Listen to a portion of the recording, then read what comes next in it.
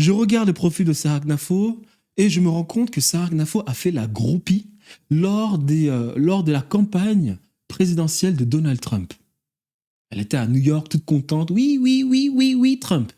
Et là, je me suis dit, mon Dieu, mais qu'est-il arrivé à la France? C'est-à-dire que les États-Unis d'Amérique, un petit pays qui, dans son histoire, est allé voir la France, supplier la France de les protéger face aux Anglais, les grands méchants Anglais qui dominent le monde, s'il vous plaît, Monseigneur Louis XVI, venez nous aider face aux Anglais. Louis XVI avait déjà des problèmes en France à cause de son aïeul qui faisait n'importe quoi. À cause aussi de celui qui était là avant Louis XV, qui ne savait pas gérer une femme, la Pompadour.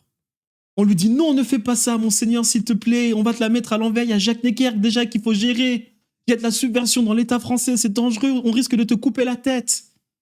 Et le mec, n'ayant rien dans les poches, va quand même sauver les Américains. Bataille de Yorktown, 1778. Donc c'est-à-dire que les États-Unis d'Amérique doivent carrément leur liberté grâce à la France. À la France. Carrément. Et aujourd'hui, vous avez des gens qui veulent représenter le peuple, être des groupies des Américains, qui sont venus supplier la France, des Américains qui, aujourd'hui, méprisent la France.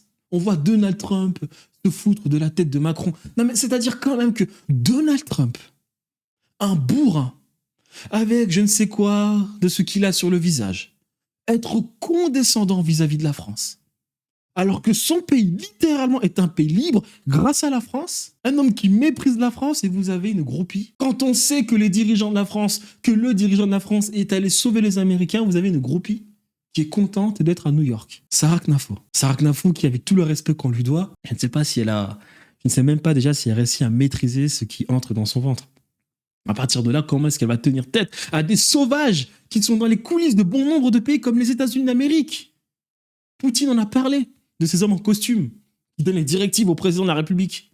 Elle va tenir tête face à ces hommes. Elle va tenir tête à ces hommes. My God. On n'a rien contre elle. On n'a rien contre elle. Mais elle va pas tenir une seule seconde. Et les Français s'en continuent de croire à tout ce théâtre politique.